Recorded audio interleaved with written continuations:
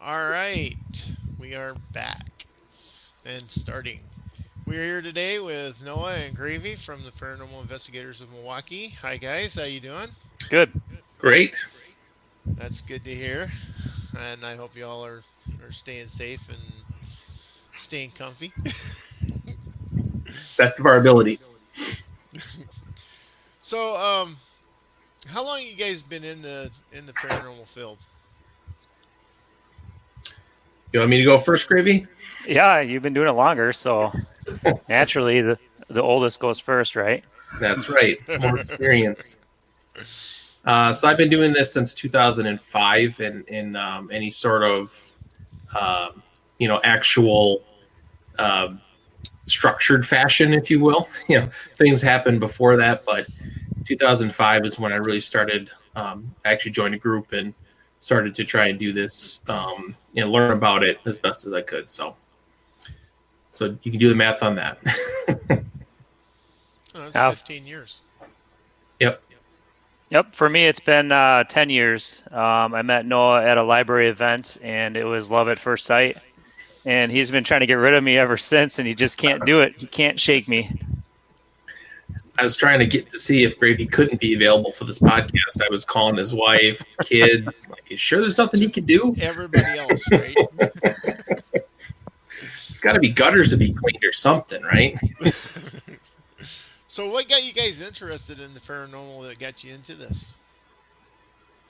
For me, I just loved Halloween when I was growing up as a kid. I know it's impossible That's a for good reason, actually. that was that I really, like really it. that was my interest, and I grew up pre-internet initially. I didn't have internet in my house until I was in high school, so the only way that you could really be able to have anything spooky happening was visiting your library, or when Halloween came around, stuff that would come on TV. That was it. So I was just really interested in that. And then when I started hearing stories at different places from my hometown to where I went to college, I was just kind of naturally interested in being able to, investigate those, but not.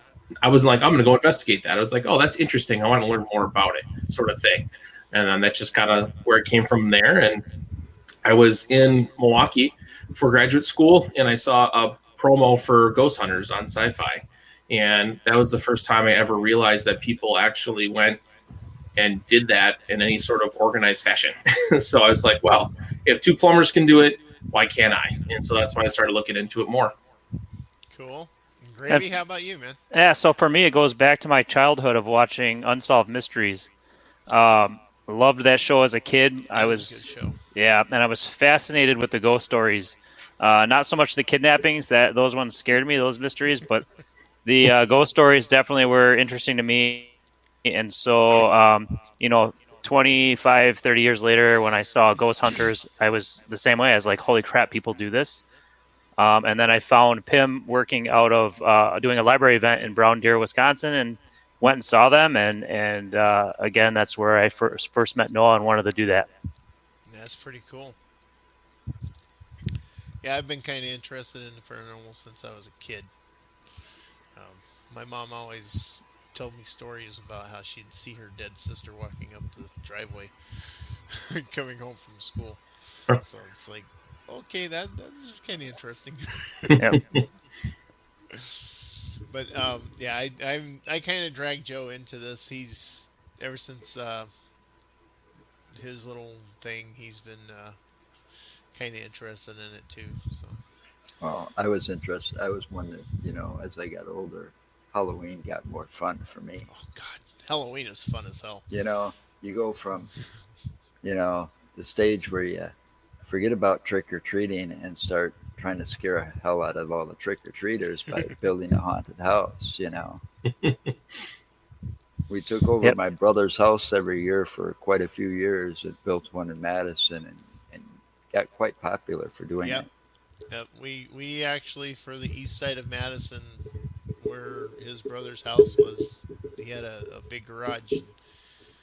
We became kind of famous for our haunted house. We'd actually have people in April asking us if we were going to be doing a haunted house. Put it up, put it up, and take it down all in one day. Wow. It's a That lot of way, no, work. That way, It is, nobody's but it was yeah, fun. but nobody sees the secrets and can figure it out. And when you add to it every year, then nobody knows what's going on. Yeah, and we You built know, our own props too. So, That's a good Nice. strategy. Yeah. what kind of equipment do you guys usually use when you go out and do investigations? I Well, know what Gravy's they. favorite is the K2 meter. He has quite the collection. Uh, But wait. All right, now I got to tell you this. All right, besides we met you last year. All right, at the Wisconsin because you were guests of Off the Rails. Um, and then I watched your paraconference live investigation this past weekend, but I was also on your website, okay, which can be found scrolling down here. I recommend checking it out. It is kind of cool. But I was watching one of your videos about equipment that you guys don't believe in, and that K2 meter was on that list, wasn't it? Isn't that like a no for you guys, Gravy? It is, yes. I'm sorry. I just had to give him a little shit there. Yeah, because Noah likes to give me a lot of shit, so he'll say anything that isn't Pim's favorite is my favorite. So I am not a fan of the K2 meter, as Noah will point out why. yeah. So it we do a video on our YouTube channel of useless. We call it useless Useless paranormal equipment. equipment. Yeah. That really is stuff that's more used for like entertainment purposes. It encourages interaction from those investigating. So I could see the why people would like to use them because it probably makes it a lot more entertaining during an investigation. But when you're trying to actually gather information, useful information, and try to find out what's going on at a location, then it's just extra noise and it doesn't provide you any hard data at the end of the day. It's very up to things like ghost boxes and obelisks and pucks and all those sorts of things, which cost hundreds and hundreds of dollars. At the end of the day, it might have been a fun investigation, but what did you get from it? Like, did you push the field forward at all from that interaction? And so that's why we don't like utilizing those sorts of things. We focus more on as close to hard data as we can get. So we use a lot of audio and video um, that we use because I would rather capture it on audio or video than have me hear it and have to recount the information to you and you have to believe me, as opposed to me just playing something for you or showing something to you. And then we also use a lot of data logging equipment. So that's stuff that basically constantly monitoring the environment. So as many different variables that we can control or monitor at one time is what we're looking for. So we have data loggers that will data log A, B, alpha, beta, gamma radiation, stuff that does electromagnetic fields in different frequency ranges, stuff that does humidity, barometric pressure, air and surface temperature. We also, I, we are looking into a quite expensive data logger that's built by a team that we got to know at one of our expeditions that we were just on this last summer. That actually has many more different data logging features in it. So for us, it's really about being able to investigate freely without having to be like, oh, I have to get my meters out and stuff like that to be able to ensure that we're going to be focusing on the event that occurred, if anything did, and then capture that data and being able to review it later. And at the end of the day, I mean, we're not investigating for our own entertainment. We're actually there to try to capture evidence and find something that would back that evidence, be it through one of the conditions that we can data log for. So having that equipment that's useless just doesn't do us any good because we're not there for our own entertainment. Right, you're there more for the scientific portion of it and trying Exactly. to prove if there is anything there. Right. See, I've heard about the spirit boxes. I don't like them. Haven't really used one, but I don't like them. Well, And the it's too reason I easy don't to catch up radio signals. exactly that's the reason I don't like them because it scans the radio frequencies and you don't know what you're catching at that point. Mm-hmm.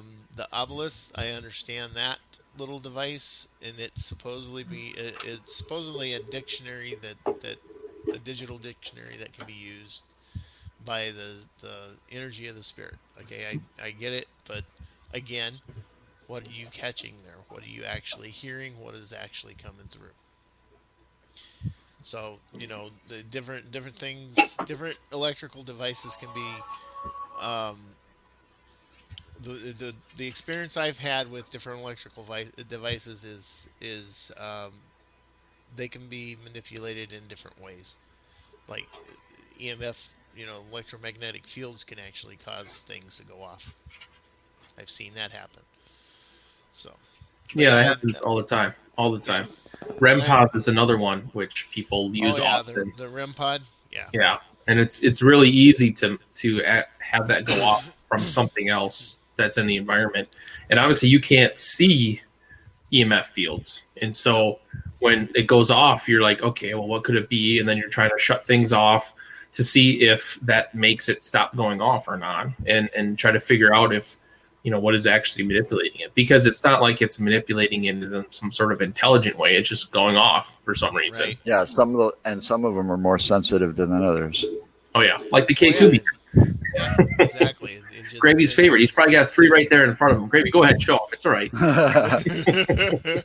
I don't even have anything that looks like a K2 meter in front of me right now. So, what kind of cameras do you guys use?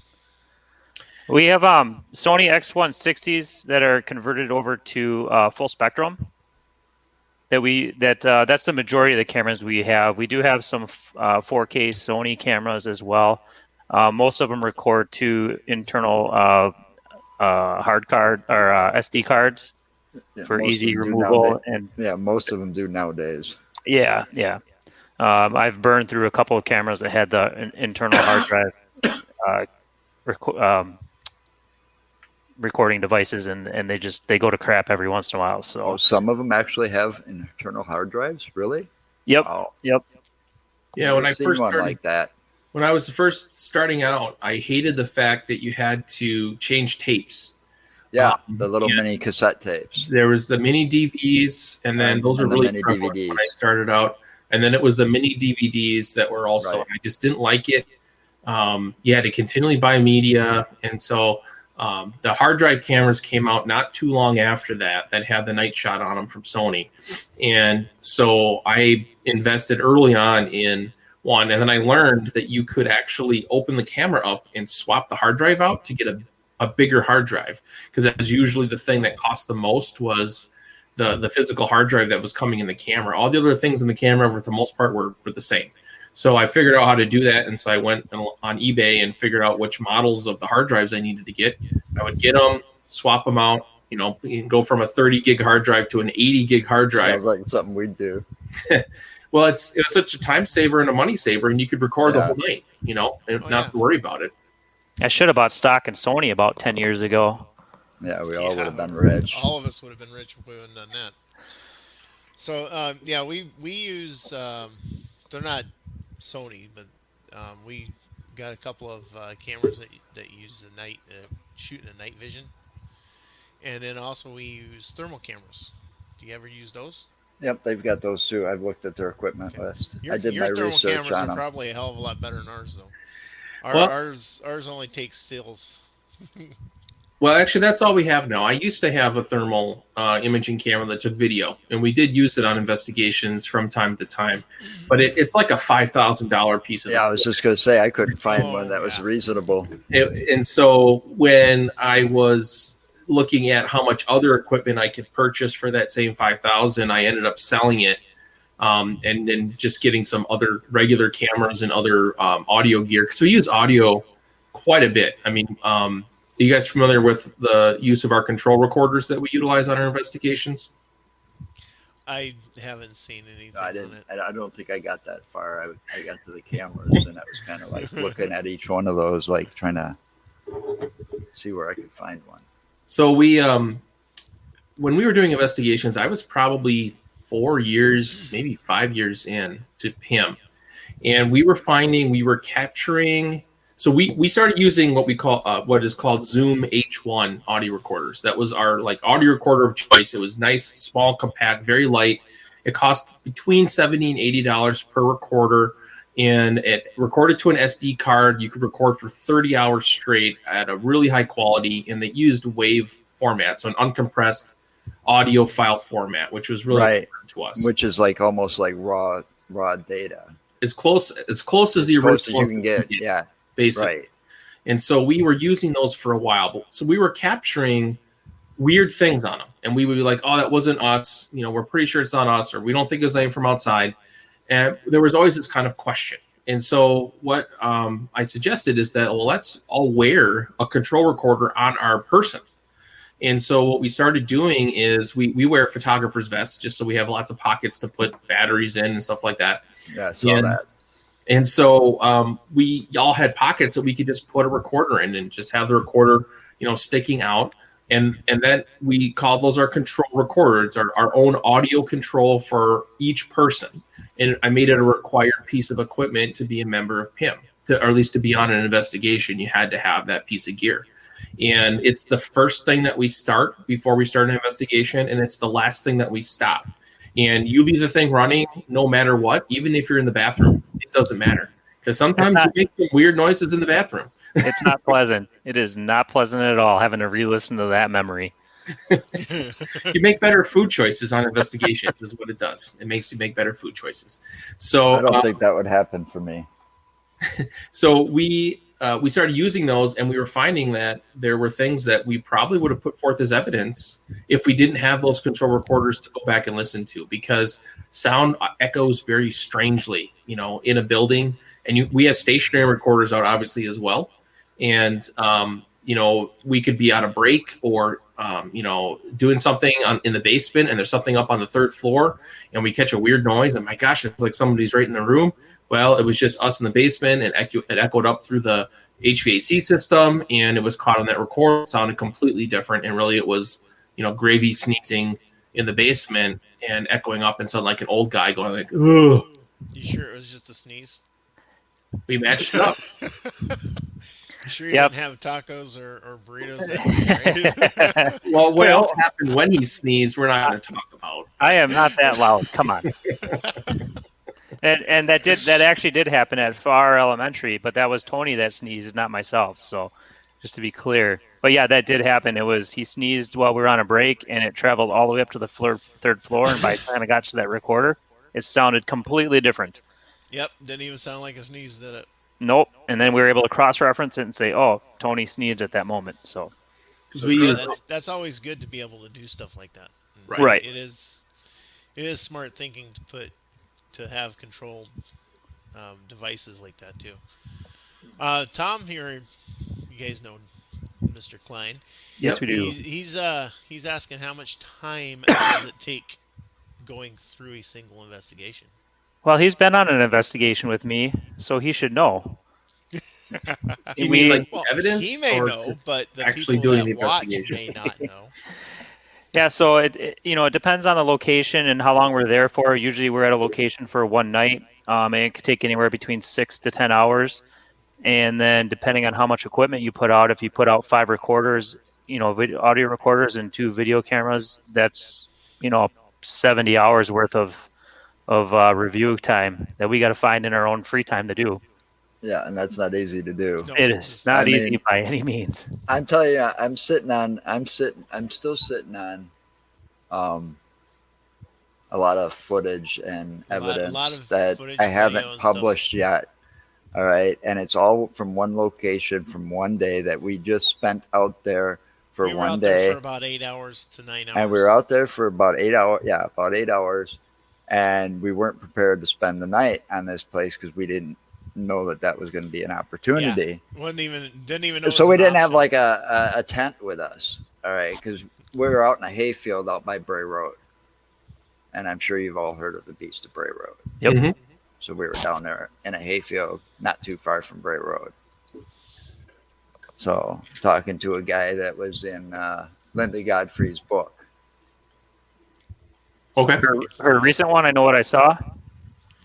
I don't think it was the recent one. It was the one about Beast of Bray Road. Oh, okay. That's not up. None of the footage that we took from Lee's farm is up. No. Yeah, none of that's up yet. We were supposed to go back for an overnight with a guy from Illinois by the name of Dale Kazmarek. I know Dale.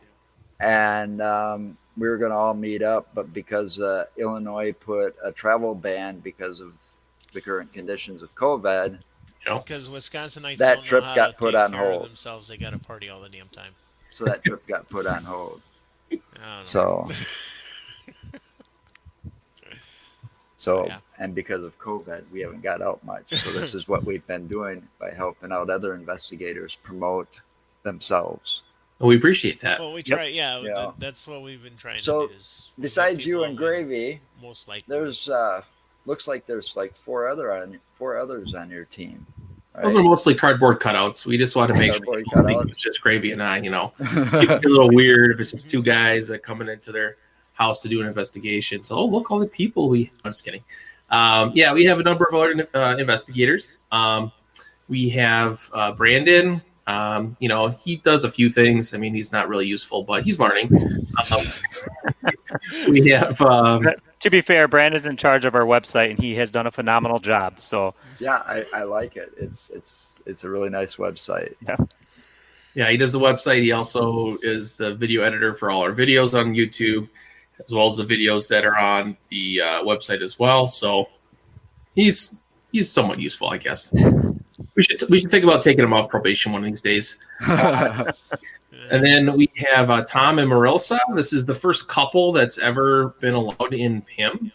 I had a pretty hard and fast rule against couples because of some bad experiences I had early on before I had formed PIM. And so I never allowed them in, but they made a compelling argument. They are actually based out of Madison, but they have come to more meetings than some of my local members when it comes to our monthly meetings. They are very coming, and they are, Tom is an anesthesiologist, and he also has a PhD in microbiology. And Marilsa is actually a psychotherapist, licensed psychotherapist. She was a therapist for a school district for a number of years. So some of these people got quite the background. Yep. Yeah, they got a good background. Exactly. And then Amber is a new member who has joined just recently. She works in pharmaceuticals. Was she the one that was with?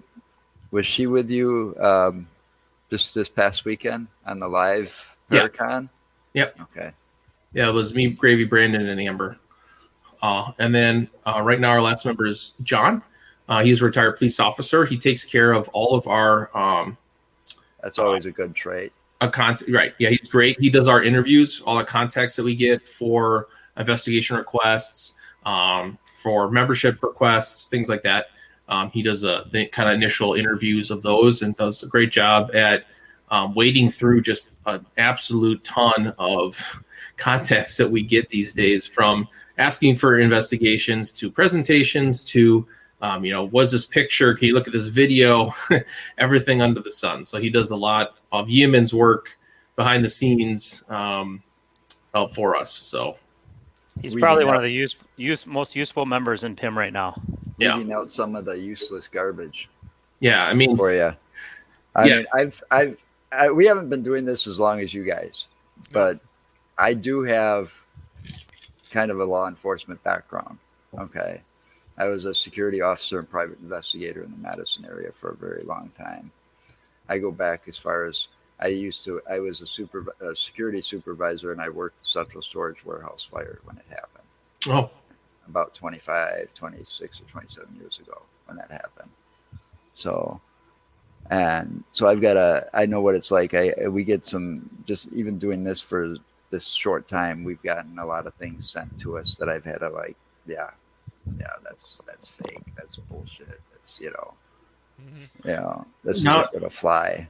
Nowadays with the nanny cam, having night vision cameras in your house becomes a lot simpler with these different security systems and the nanny cams or whatever for watching babies.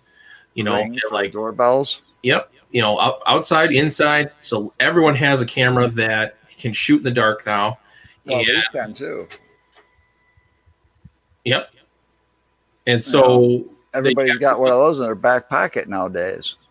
Well, they wake up to a notification from their Ring camera, or their baby's not sleeping well.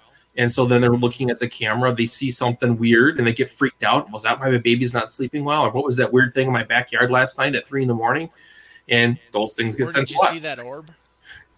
Well, they're mostly orbs.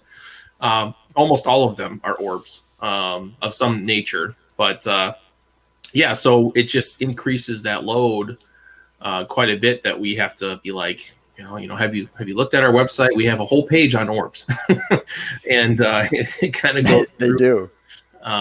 What those could be, but people generally are contacting us because they're concerned, and so John does a really good job of walking them through. Like, this is what this most likely is, and this is how it happens, and these are things you can try to do to avoid them, or things to look for in the future if you catch them again, to see that they're the same thing that you already caught. It's nothing to be concerned about. Yeah, people get a little spooked, mind plays tricks, and they It's get funny. freaked out, and then they can't use their common sense to get back to some normalcy. Yep. And with all the cameras everywhere, it's enabling people to misidentify more things. Like last night, for example, I had a creature walking in my camera, and it had a big tail, so it looked like it was actually on 2 legs walking in the yard. Well, if I look back in the beginning of the camera, I could actually see a white stripe going down its back, and realized it was a skunk, and the tail was just up in the air. So it looked like a small creature, but the night It was vision. walking all paranoid. Yeah. I didn't want to go outside after that when I knew it was a skunk anyways, but it just, the quality of these cameras and the night vision on them aren't always the best for what we're expecting to see, and it kind of distort what we are actually seeing. Yeah, Molly's asking if you guys are still been doing home investigations recently. Does she need us to come out and investigate her new place? We've We already done did that. Oh. No. If you guys, actually, seriously, if you want to see the videos from it, you can find them on YouTube. You guys can check it out and see if there's anything that you think we got. The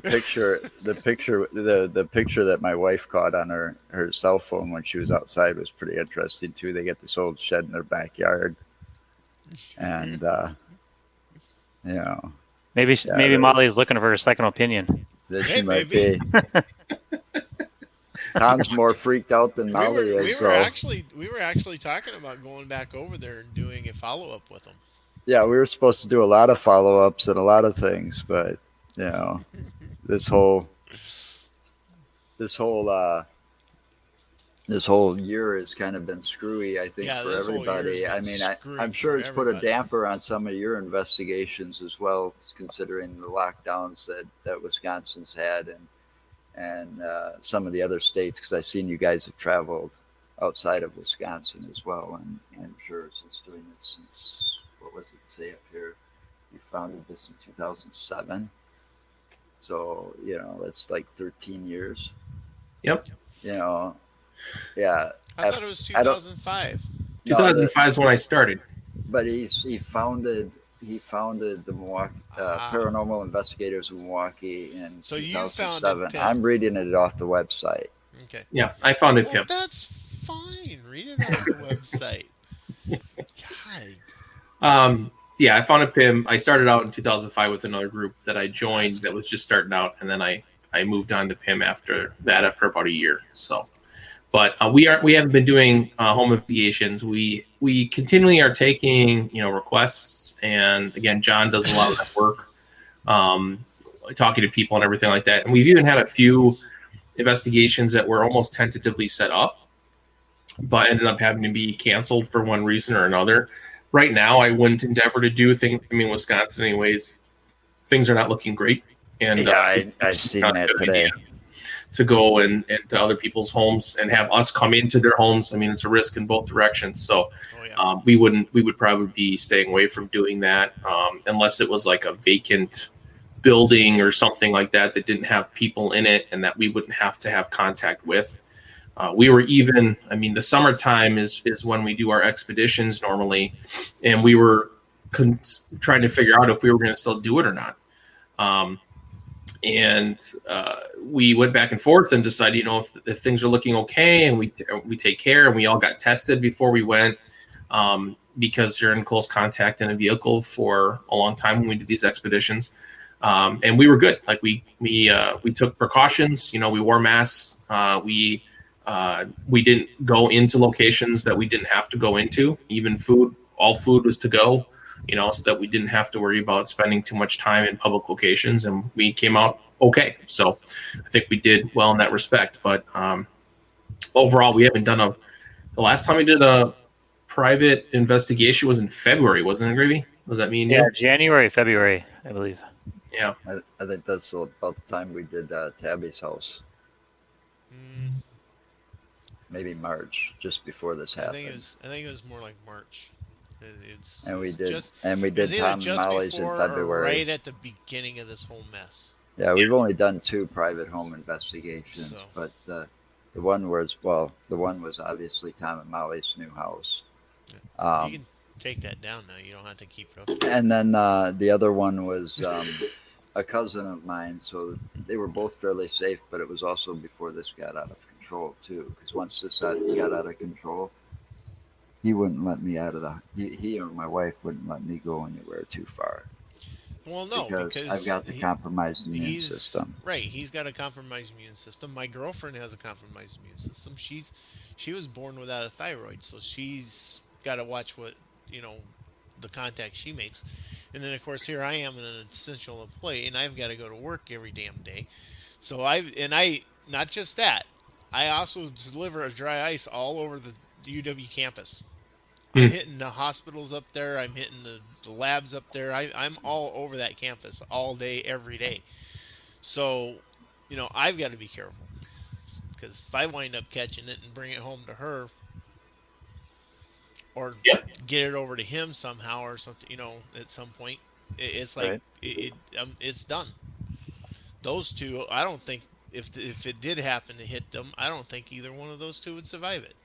I'm a vampire. I'm going to live forever. I told you that. Well, you're a Twinkie, so shut up. No, I'm a vampire. I'm doing a study on Twinkies. They do not last as long as we'd like to think they would. See, there you go. Well, I don't know. So now that theory's busted. I'm sure the Family Guy and Simpsons would disagree, because they did that crossover where they found the Twinkie factory. Yeah, but still, that's cartoons and TV. I have one at my desk at work right now that's been in there for about 4 years, and it's as hard as a rock. So I try to eat that and break a tooth. Yeah, pretty much. I mean, I've actually thrown it at people. Actually, I bet if you take and put a little bit of water on it and slap it in the microwave for 10 seconds, no, that's it'll funny. Soften right up. It probably will. Guys in the ER with a bruise on your head. How'd you get that? Somebody threw a Twinkie at me. Right. I've had to use it to get people's attention. Well, who throws a whatever Twinkie? Works, really? Right? Yeah. They got their headphones in and they got their back to me, so I just take the Twinkie, turn it around, and I just throw it, hit him in the back. Noah's got something running around his house. That's it. I see the little pug back there. That's my Was dog. that what that was? Yeah. Yeah, it was a pug. So, in your investigations, have you guys caught anything that you might consider is of the paranormal variety? We've caught stuff that we can't readily explain. Sure. Mostly EVPs. We did. Fun. EVPs are they're great. I mean, they're probably 99.9% of the evidence that we do have anything of that we can't explain. But we do have an instance that Noah would be happy to tell you, because although I was there, he was standing right in front of the person when it happened. So he can account the story way better than I can. The Gravy was focusing on trying to get some readings with his K2 meter at the time. That is not true. Not true. What's going on? Oh, it's a novelist, right? He was like, "This thing is going crazy. What's happening?" He's standing next to the electrical box, but Adam, what's happening going on here? So we were in Wilder, Kentucky, at Bobby Mackey's Music World. First time I've heard there. of that place. And we were getting a tour from the person who did the tours back then. And I was standing, it was like a T, so it was in the basement. I don't know if anyone's ever been there, but it's just past the window that supposedly where the well is supposedly is, that window in the basement. There's barrels that they keep there for beer bottles that come from the bar above. And the person giving the tour was talking about stuff that supposedly happened there and something about the bottles. And there's one of our female investigators. She's not with the group anymore, not because of anything besides the fact that her family life got too busy for her to be in the group. She was standing, and all of a sudden she was laying on the ground. And I went over to her. I was standing, so she was like this, and I was like this to her. So I was kind of T to where she was at, and she went this way is what happened. And I saw her, and I thought she tripped because the ground was a little bit uneven there. It's kind of a mishmash of dirt and kind of concrete left over from old foundations and whatever else is down there. And so I went over because I was concerned because there was broken glass on the ground, bottle glass from beer bottles not hitting the barrel or hitting it when it's full, whatever. So I went up to her, and she had this shocked look on her face. And I was like, are you okay? Did you get cut? And she goes, no, I'm fine, but something pushed me. And I thought she was joking. I thought she just lost her balance, and she was trying to, put it off as a joke. And I was like, oh yeah, sure, whatever. Yeah, let me help you up. And she's like, no, seriously, Noah. It felt like something just took two hands and pushed right in the middle of my chest. And I was like, really? And so from there, we were being more careful about trying to have cameras facing this individual at all times, and doing, having more equipment kind of around her. And but much to our chagrin, all our best efforts were thwarted by one person who was with us on the investigation, who was not part of the team, but we were working with to kind of split the cost of the investigation at this time. And we were in what is called the Wall of Faces room almost exactly an hour later, which is also in the basement. And we were standing up around this area where supposedly kids' spirits are supposed to be, and we were trying to direct things to trigger objects we had on this table in the middle of the room. And she got pushed again. And this time I was standing right next to her when she was right to my left. And you had a camera set up in that room, and you can see her feet kind of flailing because she is basically doing like a wall sit. She got pushed back to the wall, but it was far enough away where she couldn't just lean forward and stand up again. She had fallen almost all the way down to the ground. And so she was trying to kick her feet to be able to stand up again. And so, I lifted her up, and she said the same thing. It was just like something took two hands and pushed her right in the middle of her chest. Unfortunately, there was someone else with a handheld camera, which was kind of shooting in that area when it happened. And he was standing literally right in front of her. So our static camera could not see her when it occurred. But we do have what video we captured on the website. It's associated with that particular report. So that investigation was by far the most interesting that we've been on, with someone having such physical manipulation of themselves. We've been back since several times, and we tried to replicate to the best of our ability the things that were happening. What we went ad nauseum through, the order things occurred, who was carrying what when we went down to the basement, what things were said, what things weren't said, to try and figure out if there was any way that we could replicate the situation that we were in. Unfortunately, we didn't have anything like that happen again, and we've been there 4 times now, I believe. Yep. So, that's by far the most interesting event that occurred in any investigation that we've had. And I'll tell you, the second time we were there, I was probably hovering the side of the walls a lot in case something tried to push me. And I think something did, but I think I was too heavy for it to even move me. So he thought it was gas. Well, here's a question for you on that then. On the times that you went back, did you have another female member with you, or was it all males? It was just the one female member that came back the second, third time that we went. Originally, there was another female member who was there for that first initial time, but unfortunately, after that occurred, her mentality changed to the point that she was no longer an effective member of our group. And And understand. what's also interesting too to make note of is the investigator that did get pushed down. That was actually her second time at Bobby Mackey's. She had investigated there with another group prior to being there with us, and she Yep. had nothing like that happen then. So, Not even close. Interesting. And she did go back with you a couple times then. yep. Yeah, she went 2 more times. She was, a testament to this individual. She really wasn't ever shaken that much by it. I mean, the first time it happened, she was, shocked because she wasn't expecting, obviously, to be pushed by something she couldn't see. But, there's no tears. She wasn't hysterical. She wasn't like, freaking out or anything like that. The second time it happened, the person who was with us, I think, actually made it worse than it actually needed to be. She took her out and made her leave the basement completely. She ended up going back in, but I regret the fact that we had to leave the basement at that point. I think that if we could have stayed put and kind of tried to investigate in situ where we were, instead of kind of disrupting everything, it maybe would have yielded some information. But It we'll possibly never could know. have. Yeah. Well, the only reason I was asking those questions is because, from watching Ghost Hunters, I like Jason and Grant. They seem to be more authentic than any of the others that are out there on the syndications like that. But from watching them and understanding some of the stuff that they go through and do, the reason I was asking is it kind of seemed like she was targeted. Because It, she was the only one that was interacted with it on that Mhm. night. She was also the lightest one in our group.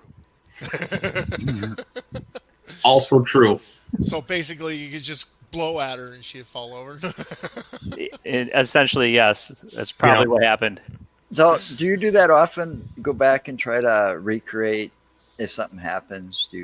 So you guys try to debunk or try to explain Most it by definitely. I going mean, back? the idea is to I- find out if there's a reason for it in the first place. There's Okay. been times where we've Well- gone back to a location where we thought we captured something, and we go back and go, "Oh, that's what's going on." We know that what we thought might have been evidence is definitely not evidence. It's something completely different. Well, I was So, just wondering if we were,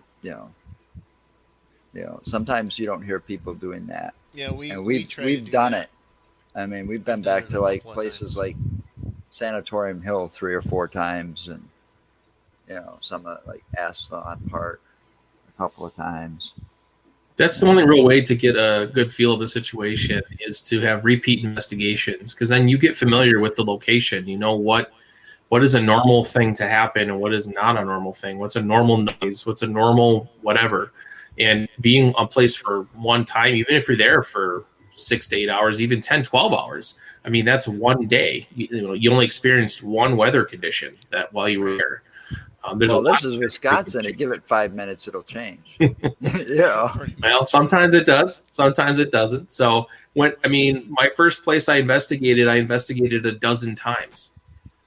When I started PIM, I went back again and again and again. Part of it is because there wasn't great locations to go to. Part of it was because there was, activity that happened, and so it made it interesting. We've been to a number of places a dozen times, that we've investigated again and again and again to try and build kind of a body of work there and have a good understanding of what is actually occurring there. And it really helps. It helps not only learn in general as an investigator, but it helps you be able to quickly parse through information when something does happen. That was just Right. I've heard that noise 100 times. That's just this, or I know that sound, or I know that light because when the car drives up that hill, it shines off this picture and reflects on this wall. I know exactly what it is. But if you're there one time and you never go back again, who's to say? Right. Yeah. Yeah. We've been out to Eagle Road Cemetery a couple of times, and Yeah, the first time was the really first time strange. was really strange because we're out there with the cameras. I think it was like right after we got the cameras, so we were Yeah. kind of testing them out. Yeah, we just got these night vision cameras. And it was a low overcast day or evening. It was closer to midnight when we were out there, and it was kind of chilly. But there was an aircraft flew over. It was a jet that flew over, kind of like a passenger jet, Real low but it flying. was really low flying. It just didn't make And sense keep why in it would mind, be this was like almost flying this low. midnight. This was like between 11 and midnight. Yeah, because the only airport that was in the area was barely big enough to land a Cessna in. And it probably would have been closed at that hour. I Yeah. mean, Dane County Airport, their last flight lands by before midnight usually, and they're shut down by midnight. And I know this because I drove cab in Madison for 3.5 years. You know, I hung out at the airport to make my money. All right, Tom's got a question. It says, "What type of evidence would it take for you to say that was a ghost?" The biggest problem is the definition of what a ghost is. I knew that was coming. That's the biggest issue. Lots of people ask that question, and it's always like, well, you tell me what you think a ghost is, and then I'll tell you what the evidence needs to be in order to say that it's a ghost. Because the definition of paranormal is, in my opinion, wide open, and there has been no definitive evidence of what a ghost or what the paranormal is in anything that I've seen. So we always say, if something happens that we can't readily explain, that's exactly what we say. We don't exactly know what did this or what made this noise or what caused this thing to happen. We looked at this, we looked at this, we looked at this, and all those things, it wasn't those things. So, we're putting it out there, and if other people have ideas of what it might be, great. Because then we can hopefully go back to the location and see if those ideas are correct or not. Or maybe we can oh no, it can't be those ideas because of these other things that we also know about the location or the piece of evidence or the equipment that we're using or whatever. For me, to say something for sure, the thing that happened to our investigator, I find that as something that was paranormal because I don't know what did it. And I witnessed it myself. I know it wasn't faked. There was no strings involved. She hasn't taken pratfall classes for the last 6 months before she went on this investigation to really, sell that fall that she had. It wasn't it wasn't any of those things. But can I say that a ghost pushed her down? Well, I don't know because I don't know what a ghost is. It's my daughter. Oh. Kayla. Hi, Kayla. I like physical manipulation of objects best of all. Because if I have good control of the environment, I can at least make sure that it wasn't something that we did. There's other things we can check for, vibrations and instrumentation or trains or trucks or something like that driving by that could make something move. But that would be, for me, that's always the thing that I'm hoping to catch when I'm on an investigation. And in fact, when we were at Edinburgh Manor not too long ago, we actually had something happen. Sorry. That was interesting that we caught on camera. In fact, I don't know if that's even up.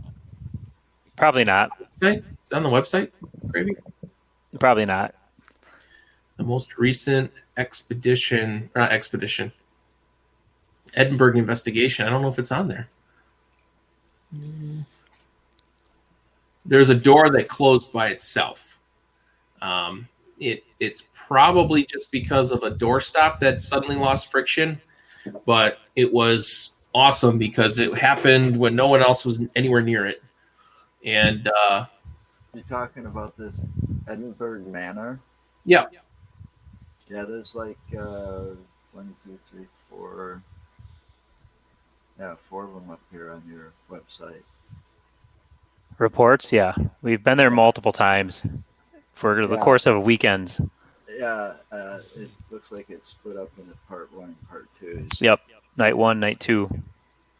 Yeah, but it was just cool because Noah contacts me out of the blue. He's like, "You got to check your camera at this time." And I was like, "What happened?" He goes, "I need you to see something to make sure." And sure enough, I'm going through the video right at that time because we timestamp all of our equipment, so I could easily just find whatever he was talking about.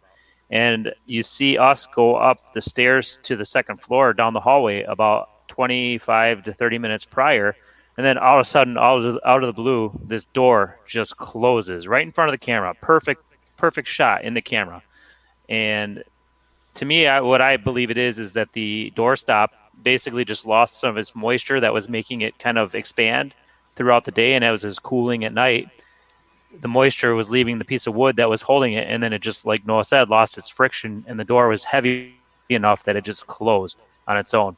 Right. So that's what So- I think that happened. But it was a cool to finally capture something, even that on video, because we never even get natural things that happen that look awesome, Right. So unless how it's me fast walking did through the the camera. how fast did the door close though? Did it close like with a slam, or did it close with a really soft shut? It was not soft, but it didn't slam either. It probably took about 2.5 to 3 seconds. It had a hydraulic, or maybe not hydraulic, but it had a closing mechanism on it, so that when you Kinda went like a through, shock. Like a spring-loaded, Yeah. spring-loaded hinge. Right. it would normally close. That's why you had to have a door stop to keep it. Okay. It wasn't a free flowing door. It was. If you've never been to Edinburgh, it was down in the mail wing, as they call the mail. It's across from the kids' room, where they have all the toys in it. Is where we had the camera mounted up in the doorway there, and there's these double doors. Actually, there's two of them that are open this way into the hallway, and those are always kept open.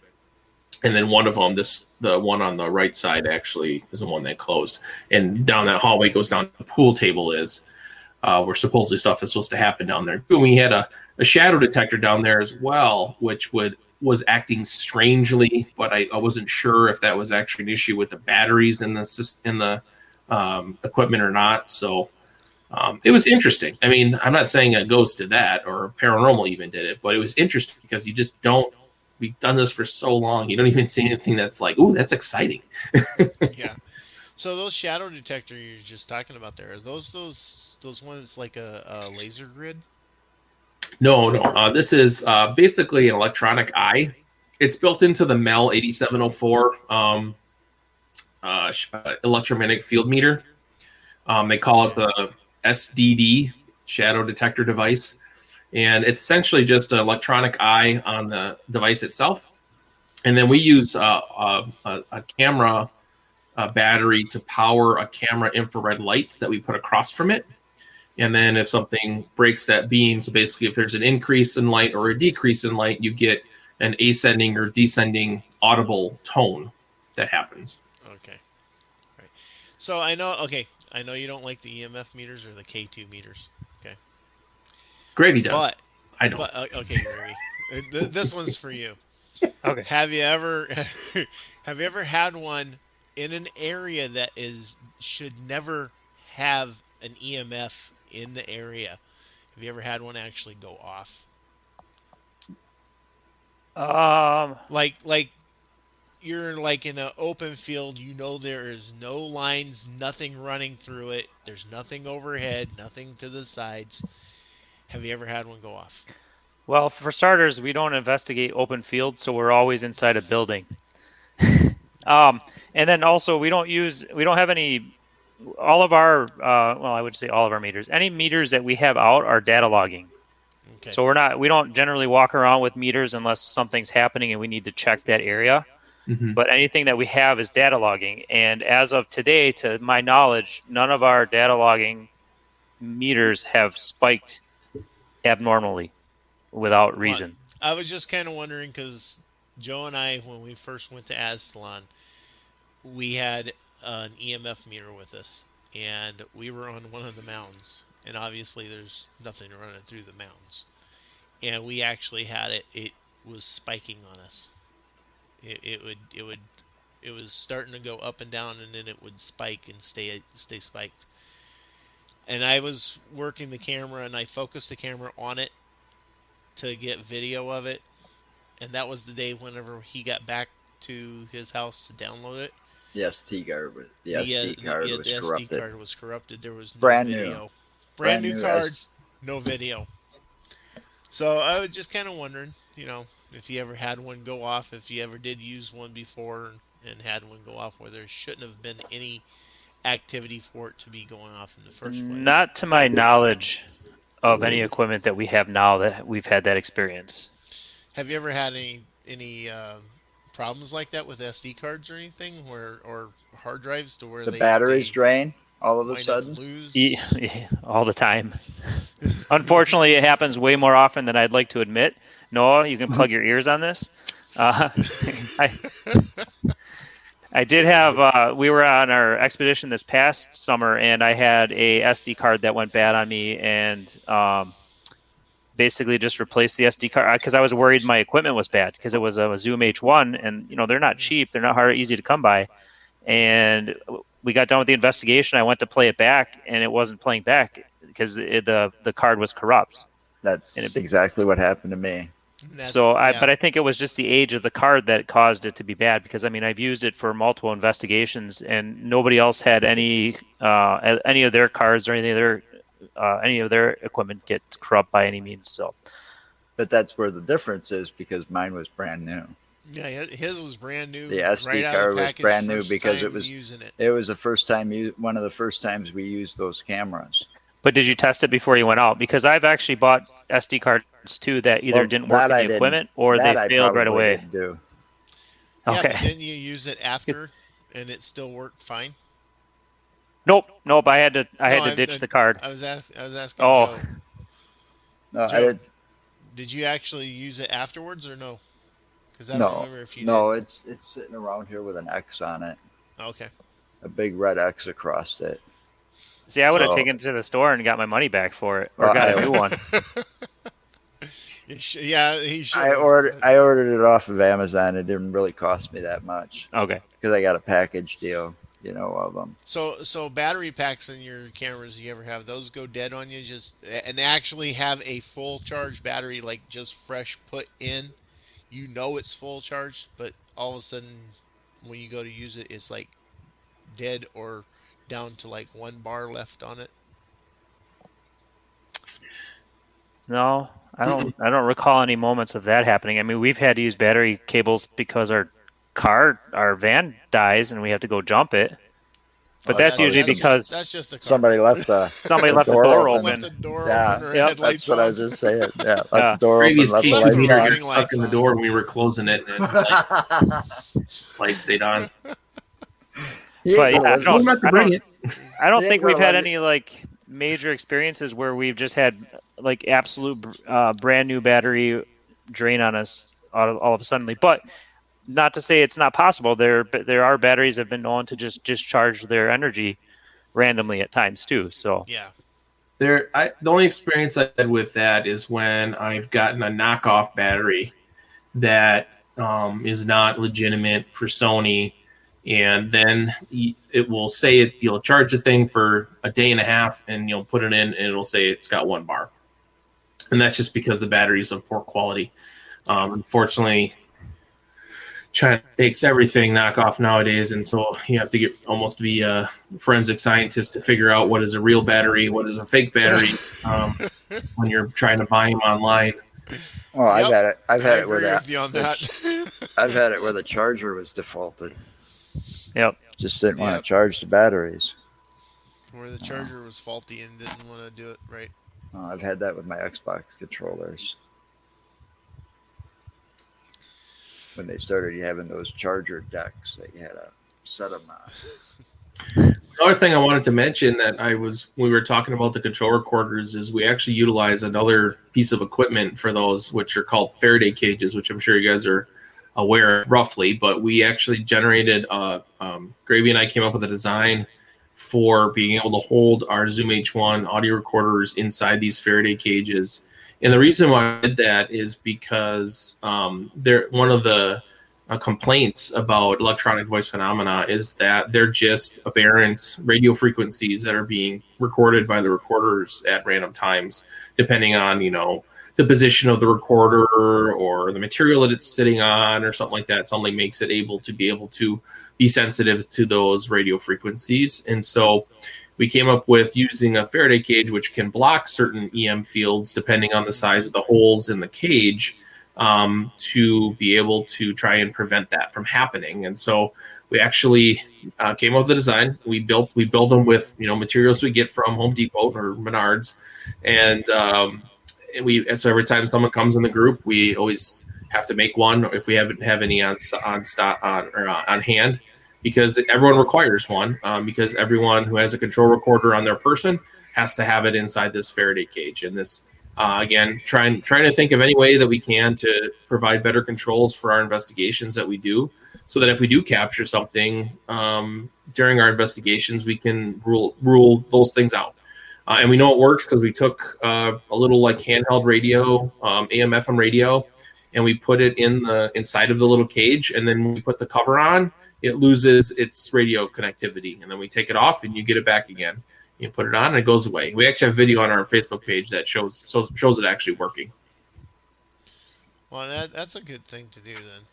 That way, it isolates it, so that way, if you do catch anything, then you've legitimately caught it and not had some sort of weird phenomena happen that well, otherwise it'd be impossible to prove that it wasn't radio waves, right? Like when you're thinking about, well, exactly. Someone says, is it radio waves? I'd be like, well, I don't think it is, but I have absolutely no way of proving it. I mean, I can't go back to the night in question and scan all the radio frequencies that were running at the time it was captured. Well, sometimes you can also tell that if would it's take radio you forever. waves or not.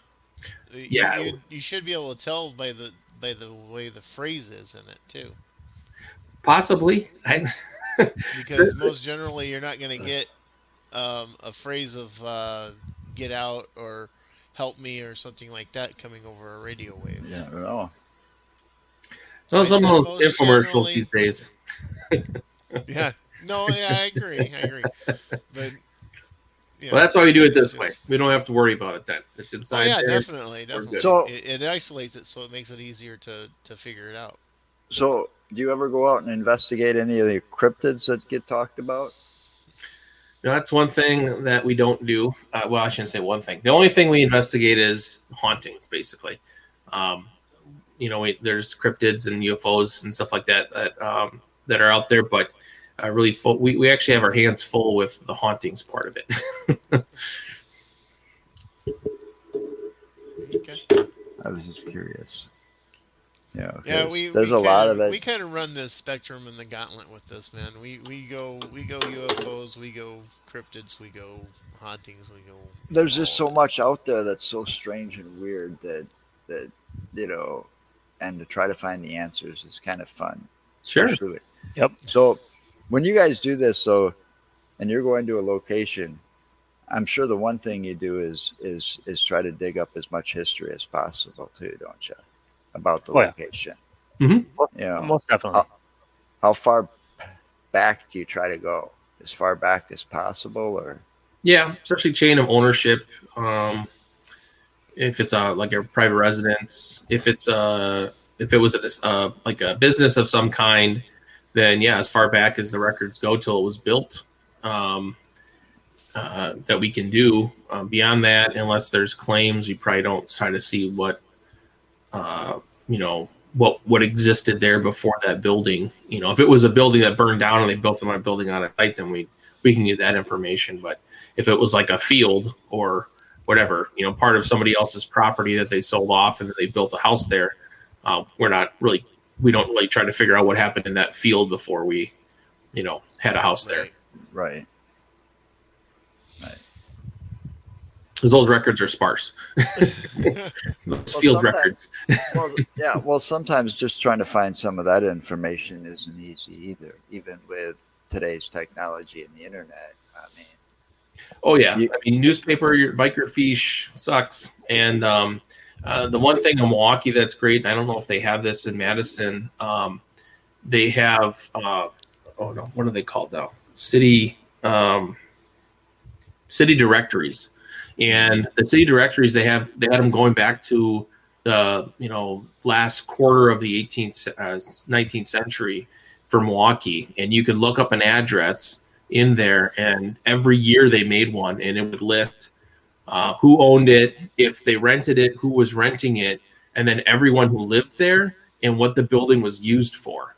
And it was super useful for trying to figure out, we get these stories about, this was a bar and Al Capone was here, or this used to be a brothel or whatever. And you could actually go back and see what the building was actually listed as in official city documents, and then who actually owned it. Get names and ages of even the kids that live there. A lot of records are only for the property owner. It might be listed as a rental, but only owner's name will be listed. And if you get rental information, it's usually only the male that's who signed the lease. You don't get the family information. So if grandma's living there, you'll never know because they're not on the lease. But if you go and look at the old phone books that are like at the state historical societies and stuff like that, you can find out oodles of information about who lived at what address. What's a phone book? I'm just kidding. Well, it's like some people don't know what a payphone is either. Wait a minute. You're not a millennial. You're right. I do know what a phone book is. I've been beaten with it several times. By me. Yeah. They keep giving them to me, so I'm going to find a use for them. Since you're not a millennial, can you read an analog clock? I can, yes. Actually, I got 2 on my wrists. They're the times my sons were born, so. Yeah. Awesome. He flipped the hour to minute hand, though, but that's right. No one's noticing. Thought the hour hand was the long one. Oh, man. Well, guys, wow. anything Time else flies you want when to you're add having to fun. this?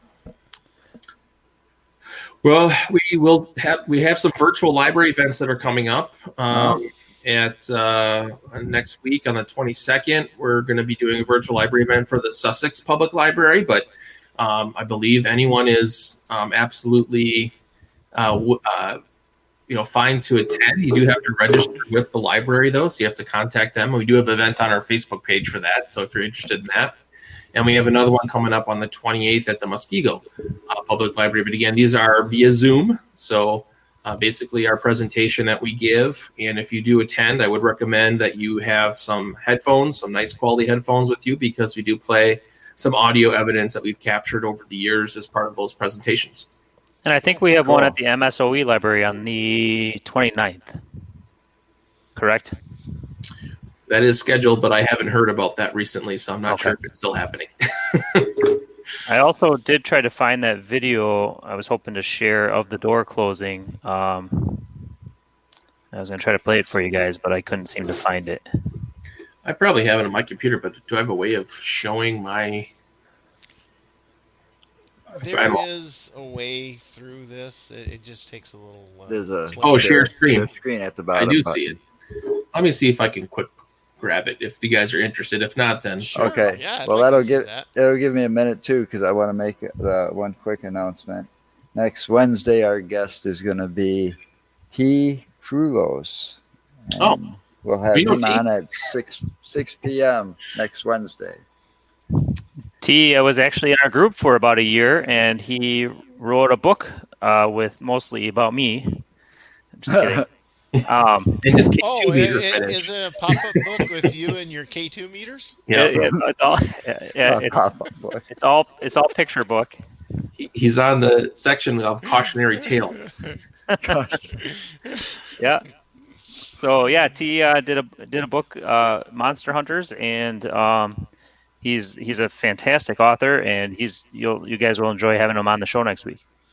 Yeah, I was watching it. I watched him at the conference. Well, I watched pretty much that entire conference. We've got Pim's website up on the bottom here, your regular website. Is there any other ones like the Facebook or YouTube or anything you want to plug? Yeah, I mean, our Facebook page, look for Paranormal Investigators Milwaukee, will come up. I think Paranormal Milwaukee is the tag or Facebook account information for that. And then YouTube channel, again, just search Paranormal Investigators Milwaukee in YouTube and you'll find us. We have a number of videos up there, and I know Brandon's working hard on a number more that we have shot over the preceding months that he's been working on. Actually, I think the next one that's going to come up is actually a how-to video on how to build your very own Faraday cage that we shot. So you can, we talk about everything ad nauseum, what it takes, what materials, how big sizes, and we show how to build it, the whole 9 yards. So I'm looking forward to that as well. Yeah, you want to learn a little bit about the paranormal and go out and do it and be an amateur? I'd check out some of the videos on their site. Oh, definitely. They got what is it? It's called Paranormal 101 or something like that. Yep.